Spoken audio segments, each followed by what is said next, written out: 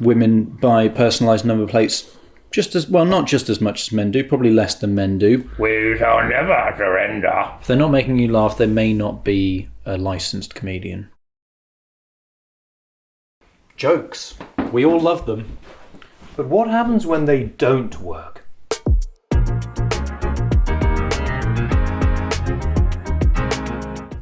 I'm Charlie Bowers. And I'm Walter Jack. Watch us now as we work with one lucky comedian. Transforming subpar material into comedy gold. Welcome to the Joke Clinic. Exciting times. Very exciting. Very exciting. Our Women in Comedy special, the Joke Clinic Women in Comedy special today. And special guest? Special guest? Yeah. Kev Mud. Yeah, it's important having women in comedy, giving them a voice and that. All right. Well, no need to bang on and on about it. I think paint us a picture, if you will, of your comedy landscape. Well, I used to be homeless, and now I live in a caravan and go around doing comedy, talking to people about how it was, being homeless and stuff. Okay. That sort of thing, and then like hitting hard hitting subjects, but with like a CBBC style. That's what I like to think. Louis Theroux subjects, but presented by CBBC. Mm-hmm. That's kind of how I've gone about it. Quite hard to imagine, isn't it? It is hard to imagine. I don't think children would want hard-hitting subjects, really, so... No. I can't see Louis Theroux on CBBC, can you? Maybe you can. No, I could see him presenting like a fun cooking show or something. Cooking with Theroux. Cooking with Theroux, the cooking hole. I didn't find it all impressive that King Charles took on his mum's job, when the Queen died. It's only impressive when like really rich people do it, like upper classes. If it happened to any of us normal people taking on our mum's job, we'd be seen as like right saddos, I'm sorry about your mum, Bob, but I think you'll make a cracking Avon lady. It's not the same ring, does it? Okay, now Avon lady is an anachronism, which is, it's good actually, isn't it? Really good. We like those, don't we? Really good, fit one of those in, so I think that's good. Particularly love the old anachronisms. An old-fashioned one. Yeah, lovely. What I would say with this one is Avon has a very storied history, which you're not diving into here, and as far as I know, King Charles doesn't have anything to do with Avon. I think you should go into more about the history of Avon. They're obviously empowering women. They gave them one of the first routes into financial independence, and so you can explore those themes more. And make-up independence. Even more important. Women in comedy special. Women in comedy special, exactly. So I think you should explore that and take out the King Charles stuff. That's my feeling on this one. What are you thinking? So you're saying take it down a different path, down a different avenue, down a different boulevard, exactly. we could say, yeah, and start to explore the history of women's empowerment through self-employment, and that's what you're saying. Perfect, you've got it exactly, yeah. I kind of mansplained that back to you in a sense, didn't I? Yeah, which is nice to do. Yeah. I often see comedy as like a mirror, in a way. The audience, they're looking at you and they're seeing themselves in a way, aren't they? Yeah. And equally, you're looking back at the audience and you're seeing yourself reflected in that audience, aren't you? Like a cigar, isn't it? Exactly like, isn't it? Oh, that's like a cigar. Not an audience. No, not comedy. Not an audience. That's like a cigar. Yeah, that is like a cigar. Yeah, that's very good.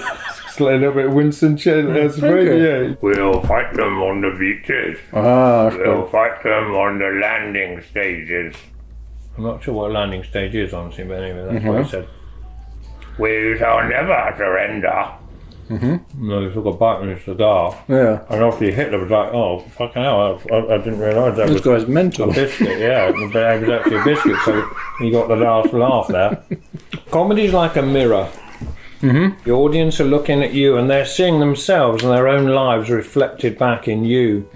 And you're looking at the audience and you're seeing your life reflected in them. So comedy's a lot like a mirror. It's like, in a way, it's like a distorting or a broken mirror, smashed into shards. both sparkling and also pointing out some of the fissures and broken elements within society itself. That's brilliant. Did you just come up with that just now? Or was it written down? It's written down. I've written down, okay. Well, it's still good. It's not mine, I read it somewhere. Okay. So there's something that's been brought to our attention that we feel the need to share with the audience. There have been some guys going around masquerading as comedians quite convincingly, unfortunately, rocking up to clubs saying, oh, I've had a gig cancelled at the Glee, I've got a tight 10, I'll go on stage. MC slightly naively saying, oh yeah, fair enough, mate, off you go. They go on stage, you've got absolutely nothing. Yeah. Absolutely nothing. So it's disappointing audiences, it's bringing comedy, and I think trusting comedy, as we've seen JC Lab been doing something like this, trusting comedians is an all-time low, apparently. We'll put a graphic up about that, unfortunately, but yeah. Okay. So keep a lookout for that. If you see something you suspect they're not a real comedian, ask to see their comedy ID. Yeah. And what sort of warning points would you say are there? They're not making you laugh. If they're not making you laugh, they may not be a licensed comedian. Exactly that. So always ask for identification. Thank you, Walter. Thanks, and sorry if that was a little bit depressing, but important to get that across. Very important, yeah. So all my dad ever wanted for Christmas was a customised number plate.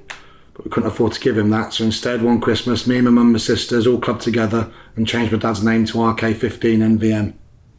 It's a great joke. I wouldn't change anything. What I would change is I would change Dad to Mum, because women buy personalised number plates just as well, not just as much as men do, probably less than men do, but they can.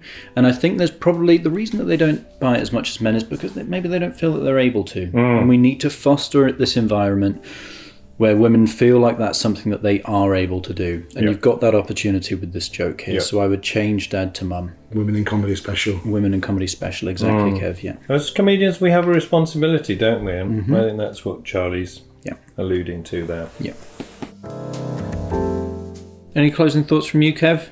Just it's important to, give women easy access into the scene. I think it's Women in Comedy Special. Just any group that are finding it hard to express themselves. Thanks for watching this episode of the Joke Clinic. Don't forget to like, comment, and subscribe. All right.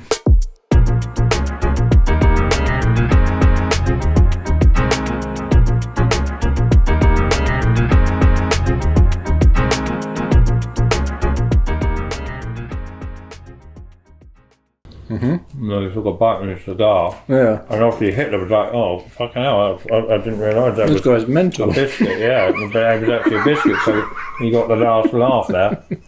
It was a close.